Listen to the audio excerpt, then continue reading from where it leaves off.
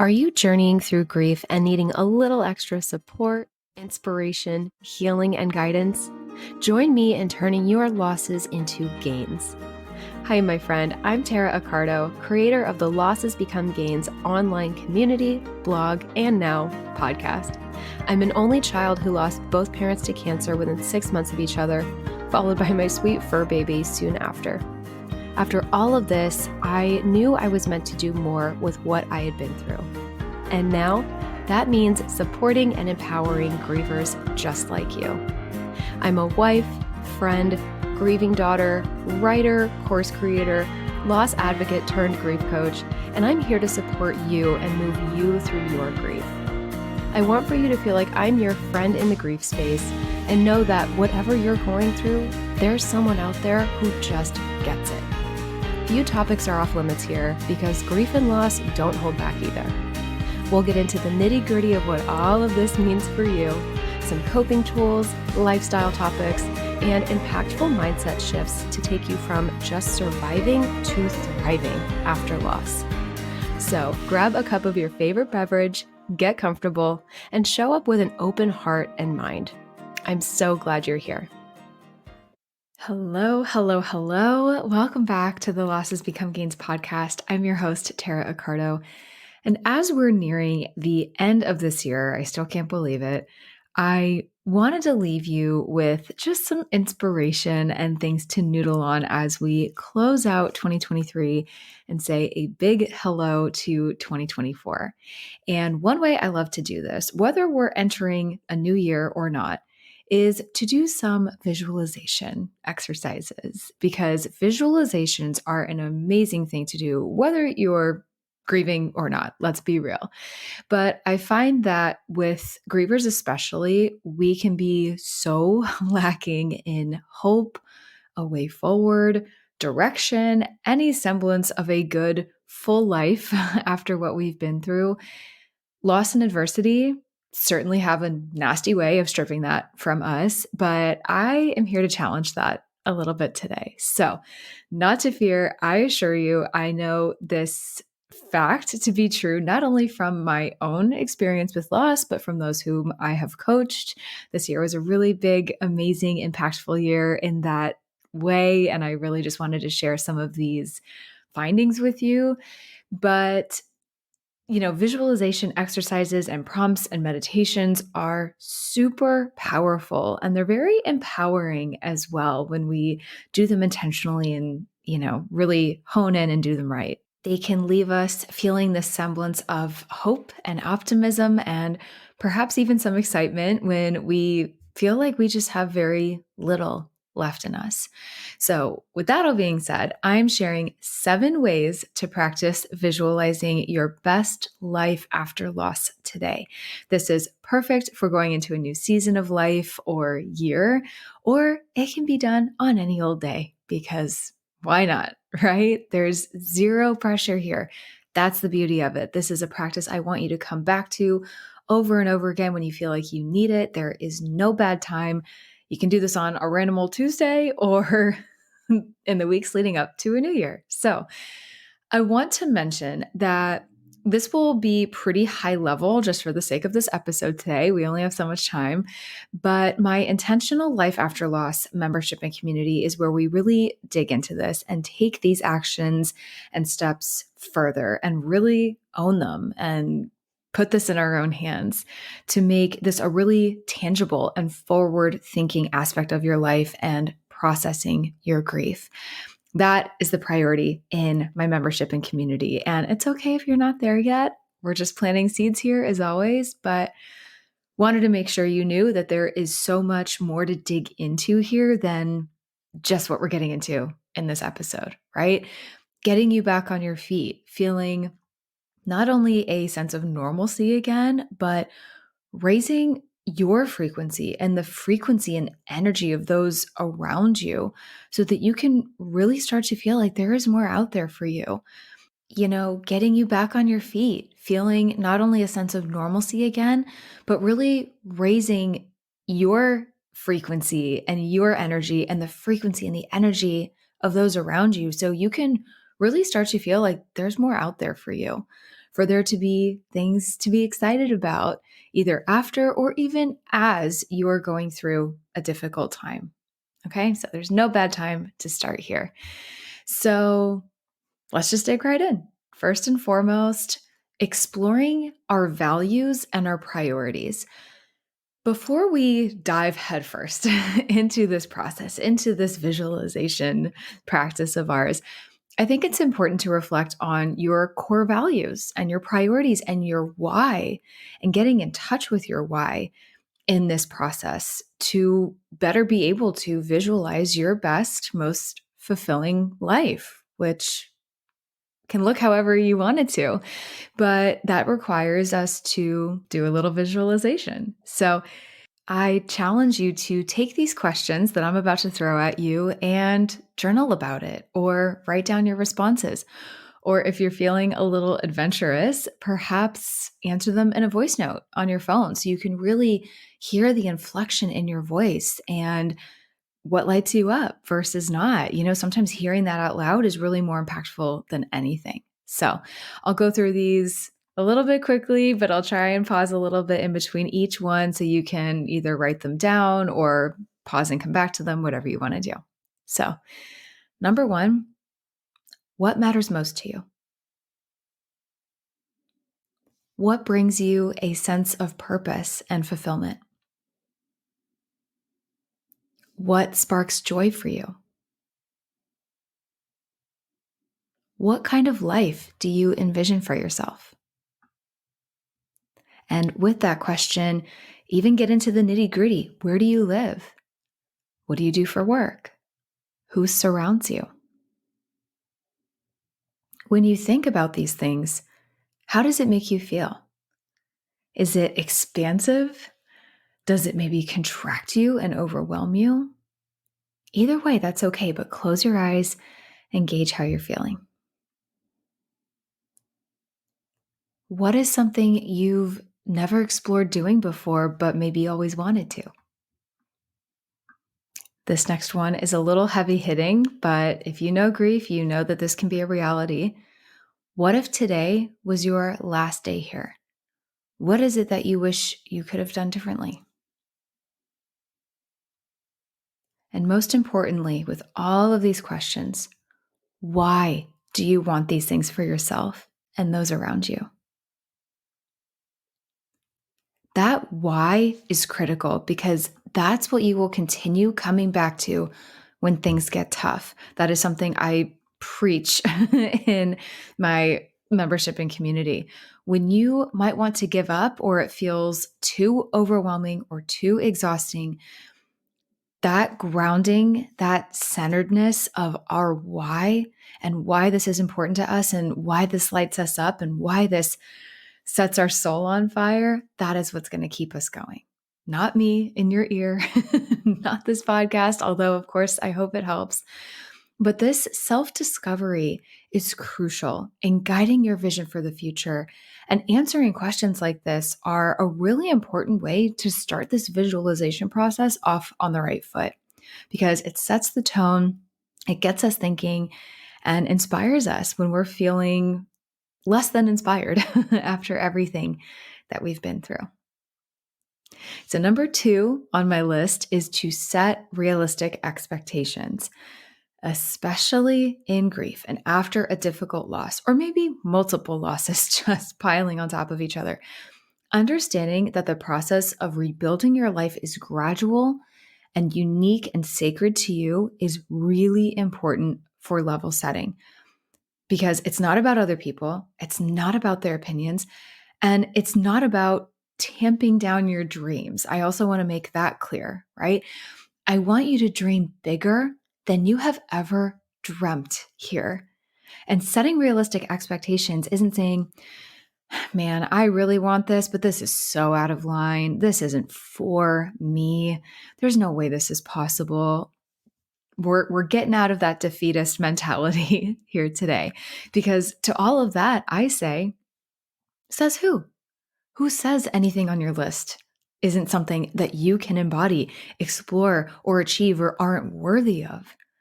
So if there's any self-doubt, I encourage you, don't belittle yourself or your hopes or your desires here. You are more than allowed to not only have those in your head, but then take it a step further and take that action and embody all of those things. So when I talk about setting realistic expectations, especially in grief, it's understanding that you just need to be patient with yourself as you navigate through the healing journey, because this does not happen overnight. We can get excited, have the best of intentions, want to do all the things. And I believe in all of that for you. Let me make that clear. And I want you to believe that too. But we also owe it to ourselves and our grief to process it all in due time.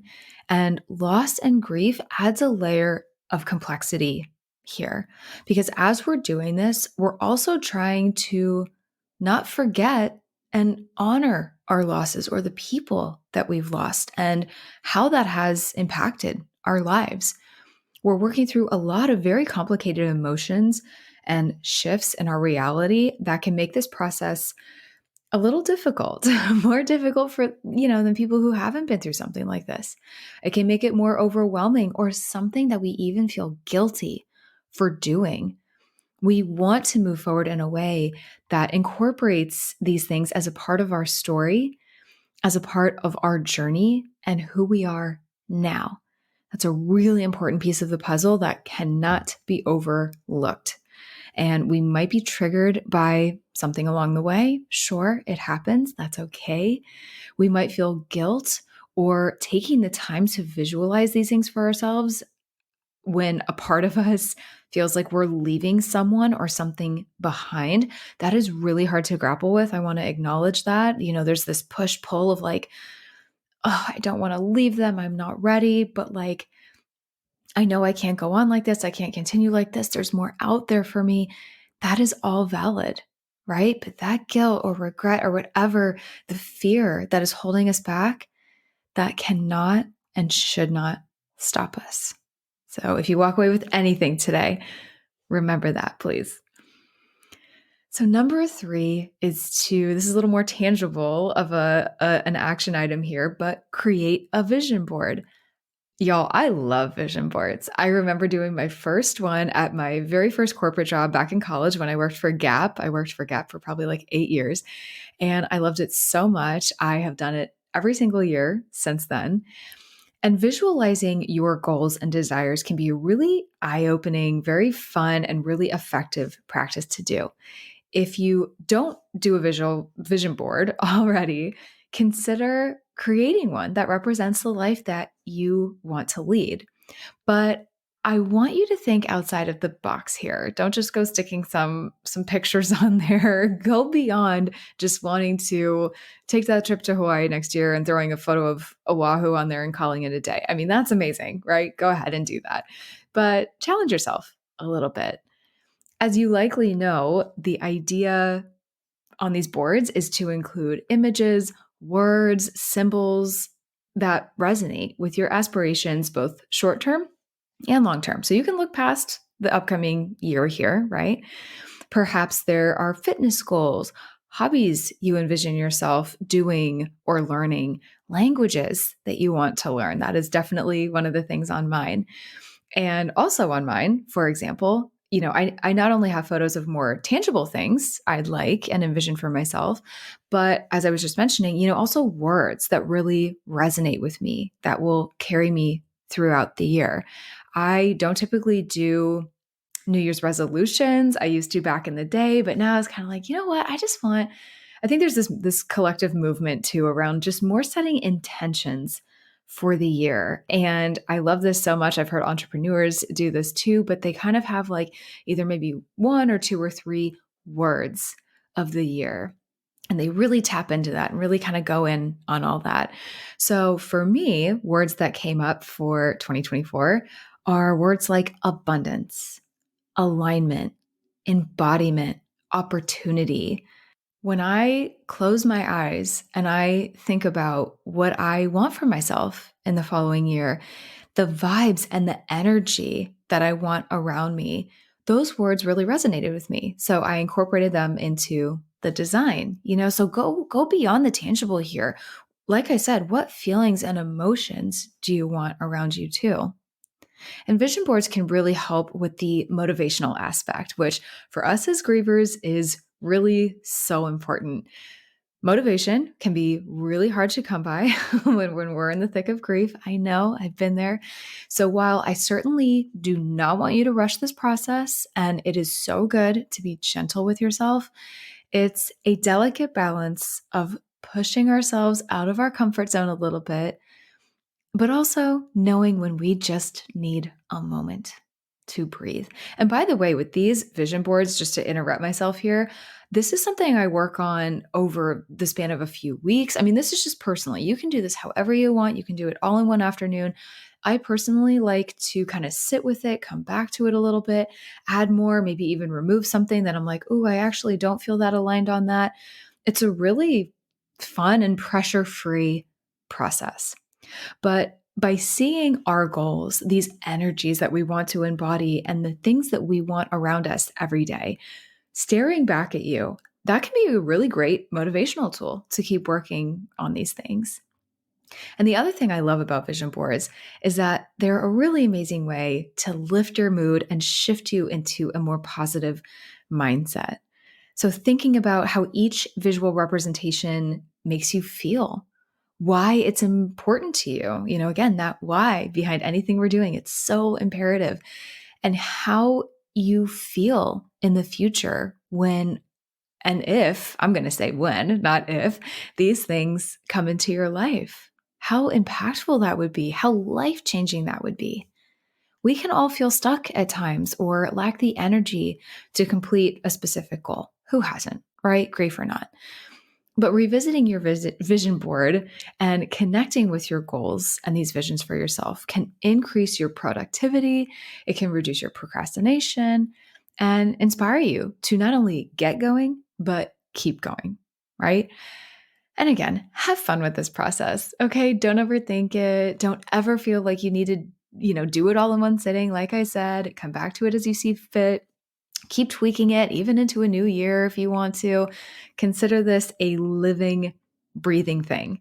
And as far as like where you put this board, put it wherever it resonates with you. If you're doing it in a physical form, perhaps your office, bedroom, maybe even your bathroom, right? There's no rules here. It's completely up to you.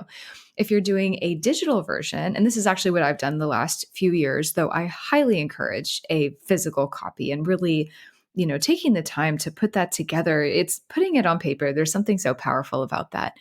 But printing it out or having it as the background on your computer, that is what I do, is a great place to look at it every day and to be reminded. So that's all I have to say about vision boards, but again, cannot recommend them enough.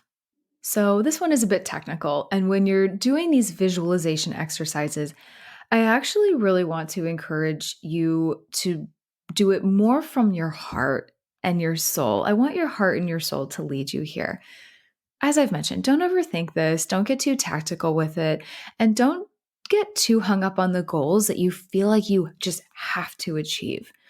It's really important to allow some flow in this process to come in and out. But honestly, I can't very well skip this step and this recommendation because it can be very helpful for a lot of people. And I personally have a little type A brain in me, so I just really appreciate this practice too. It's nice to be a little analytical sometimes about it. We got to cover all the bases here, right? But I also say this because with grievers especially, compartmentalizing things into short and long-term plans or goals can really help a lot, and it can make things feel more digestible. So I'd be remiss if I didn't cover this. So if it helps, break down your vision into achievable, realistic, short-term and long-term goals. This step-by-step approach can make the process a little bit more manageable, a little bit less overwhelming, and of course, can even help you track your progress. So whether this is literally just a side-by-side list of short versus long-term goals, if you have it jotted down in a planner or an Excel document, whatever works best for you and your brain here. But either way, all this to say, when there are larger overarching goals or visions that we have for ourselves that we want to reach, it can be very exciting, but like I said, it can be very overwhelming too. And sometimes that fear or that hesitation or that overwhelm can really stop us in our tracks. It can stop us before we even get started.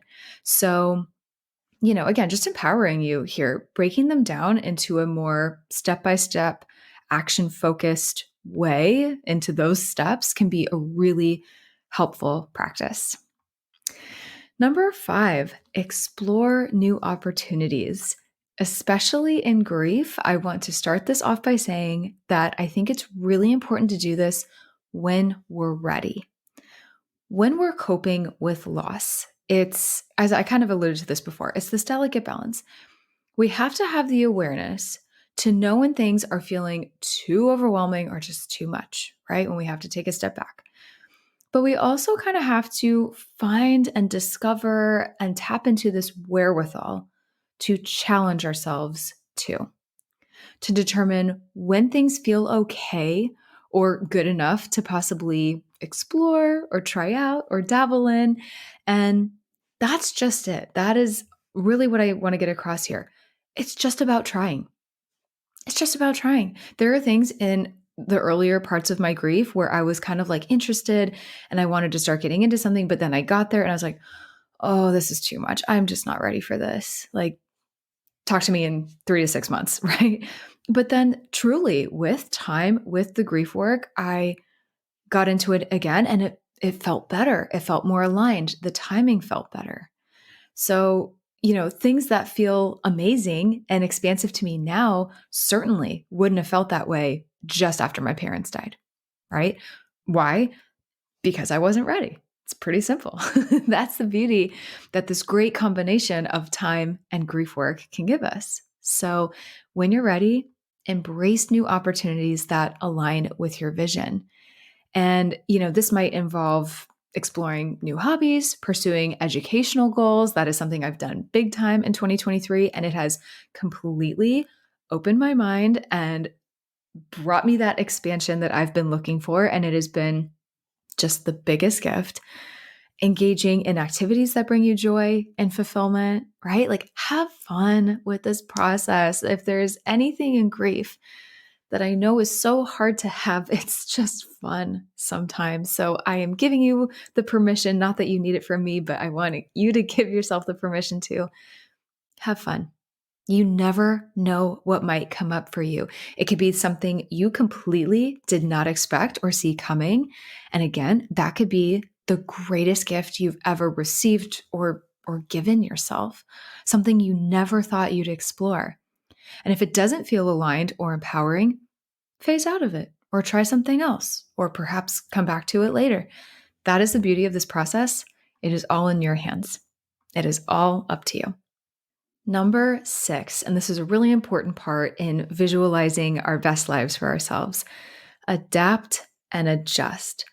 This goes along with the last point a little bit, but I encourage you to just be adaptable and adjust as needed as you're doing all of this, especially as a griever, as someone who has been through a difficult time in whatever that looks like for you. There is so much to figure out and feel out here. What might feel good one day, or literally even one moment, doesn't necessarily feel good the next. Is this exhausting and confusing? You bet. This isn't exactly the most fun part of grief. But think about it this way. This is a beautiful opportunity to take your foot off the gas a little bit, take some pressure off, and just be. Just be. That's all any of us actually are. We are just here, being. Be with yourself, with your thoughts, and with what feels good to your soul to do.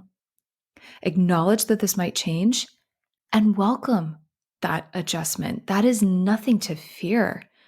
That is what we need to allow into our lives, into our orbit.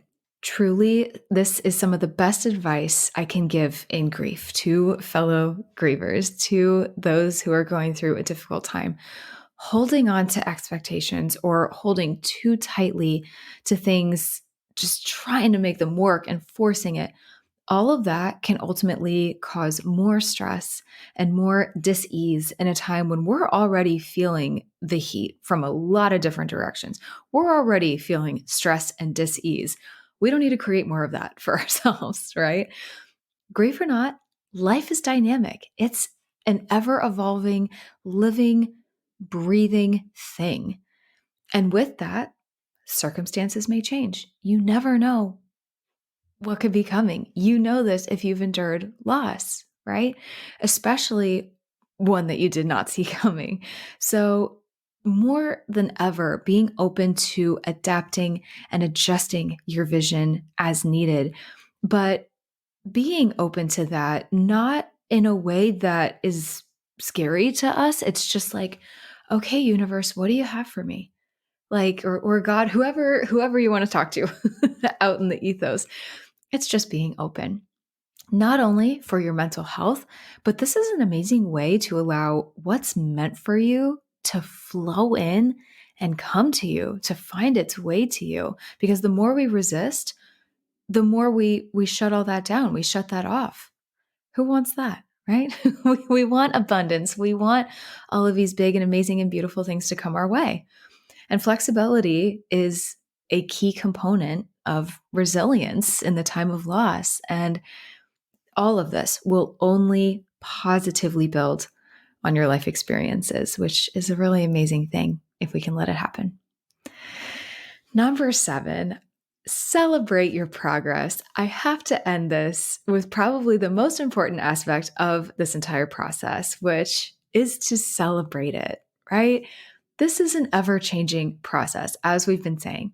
And with that being said, celebrating your progress should also never end. Celebrating the small victories along the way. That's it. The small ones and the big ones. Recognizing and acknowledging the progress that you have made and continue to make, no matter what that looks like. And I mean this so wholeheartedly. This is something I've really put into practice myself. It has completely changed the way that I view my successes and my grief. And I'll be very honest, I'm still working on this too.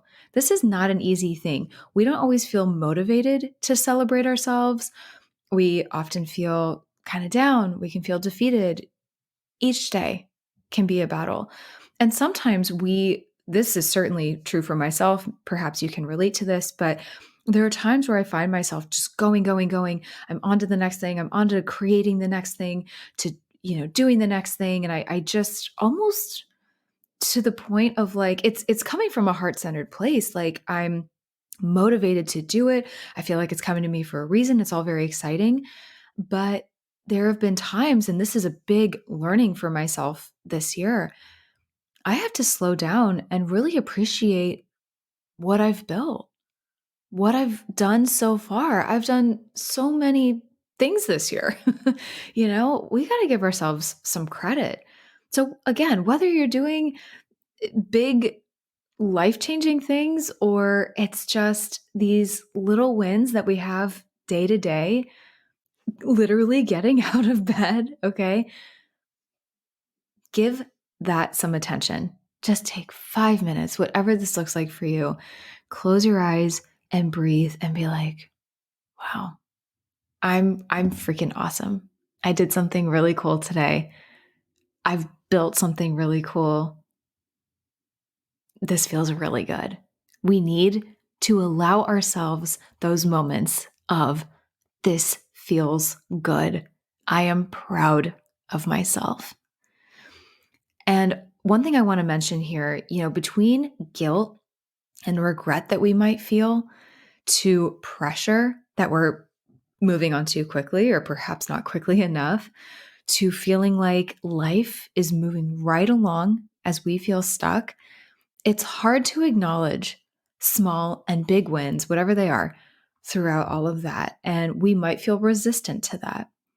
But whether it's the fact that we, like I said, managed to, get out of bed and walk the dog that day, or we were able to have a well-balanced meal when we've been surviving on Taco Bell. And if you've been familiar with the Losses Become Gains podcast for a little bit, You know my affinity with Taco Bell and how it kept me going through my parents' deaths.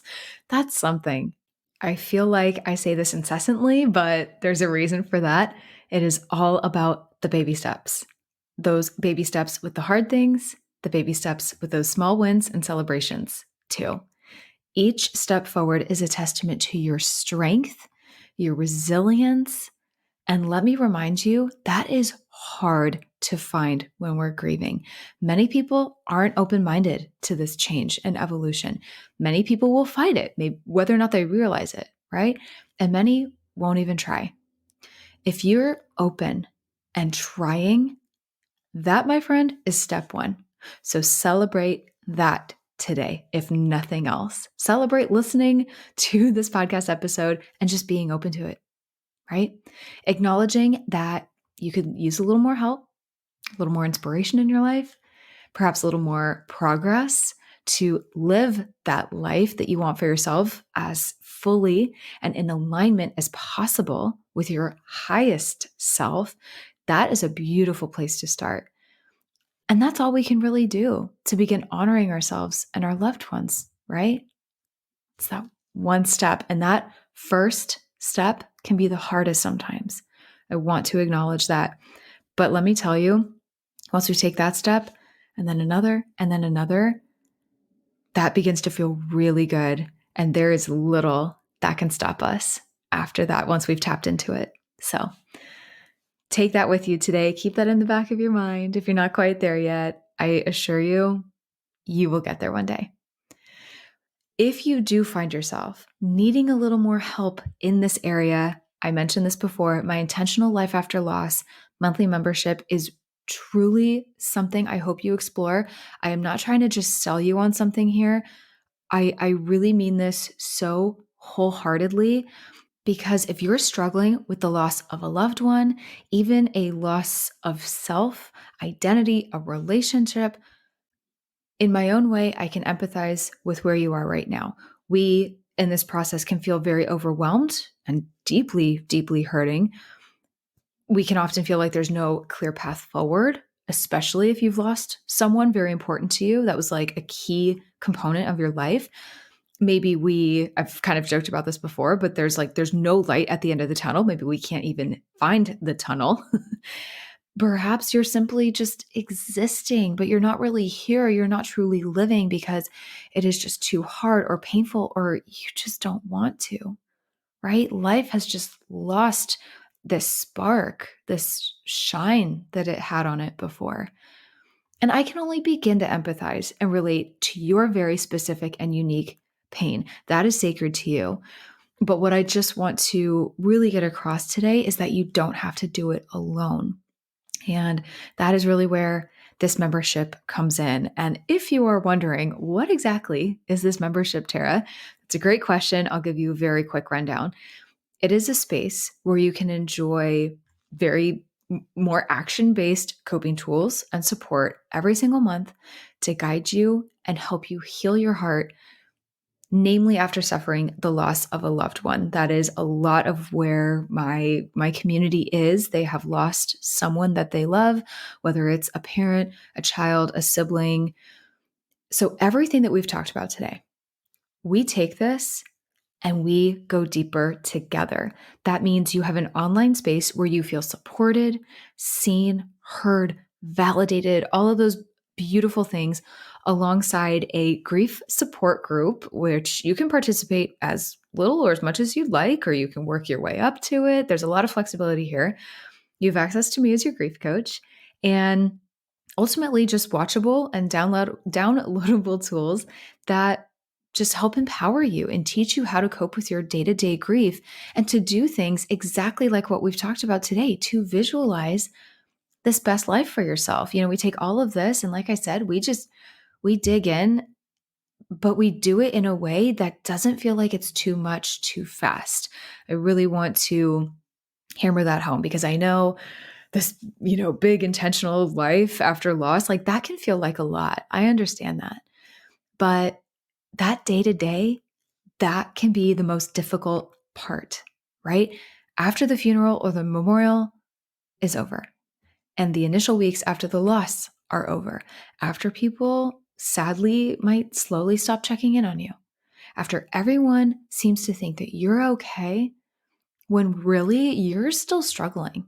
I'm talking to you. I want I want to help you feel less alone and feel heard and understood, and to have the tools to help you through that. The goal is for you to find consistent comfort and support and guidance in your grief journey, whatever that looks like for you, in a way that is just, it's at your fingertips as you need it, right? And to be intentional with our grief means, to me, simply that we give it the time and attention that it deserves. To be open-minded to the grief work, that's very important. The healing journey, and understanding that the goal is not necessarily to be, quote, healed, right? It's not necessarily like, okay, once we're over this mountain, that's it. All is hunky dory. Like, no, this is complicated. This is for life. But it's understanding and welcoming the things that our grief can teach us. We've already begun to visualize our best life here and have that conversation. So imagine how much more you could tap into this if you're not doing this already. It's just understanding that it's a very complex process.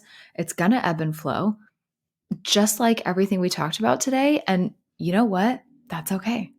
Because all we can do as grievers is approach it as carefully and thoughtfully as possible, prioritizing ourself and our soul and our self-care and all the good things as we do that, and making sure to give ourselves the proper time and energy to do what we got to do to feel good every day. It's just approaching our grief with love, and in a way that is just very holistic and very digestible, because we're already overwhelmed as is, right? We don't need to pile on. So with that all being said, just something to leave you with today. Details about this membership and other ways to work with me and just continue working on your grief are all linked in the show notes. I hope you explore that if you need it, because I am, as always here for you. So I hope this episode has given you just something to think about today, perhaps even prepped you and made you feel a little bit better about going into a new year, or really whenever you're catching this episode, if it's not at year end, whatever phase of life you're in. And I hope it inspired you to take a little action today and start building and creating that beautiful, intentional life after loss that you want for yourself, because you are truly so capable of it.